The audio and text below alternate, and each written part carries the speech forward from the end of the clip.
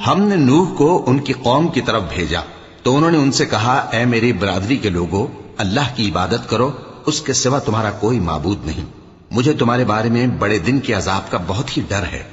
تو جو ان کی قوم میں سردار تھے وہ کہنے لگے کہ ہم تمہیں کھلی گمراہی میں مبتلا دیکھتے ہیں۔ فرمایا، اے قوم، مجھ میں کسی طرح کی گمراہی نہیں ہے، بلکہ میں پروردگار عالم کا پیغمبر ہوں، تمہیں اپنے پروردگار کے پیغام پہنچاتا ہوں اور تمہاری خیر خواہی کرتا ہوں، اور مجھ کو اللہ کی طرف سے ایسی باتیں معلوم ہیں جن سے تم بے خبر ہو۔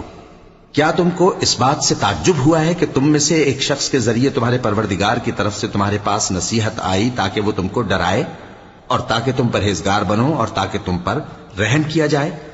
مگر ان لوگوں نے ان کی تکذیب کی تو ہم نے نوح کو اور جو ان کے ساتھ کشتی میں سوار تھے ان کو تو بچا لیا، اور جن لوگوں نے ہماری آیتوں کو جھٹلایا تھا انہیں غرق کر دیا۔ کچھ شک نہیں کہ وہ عقل کے اندھے لوگ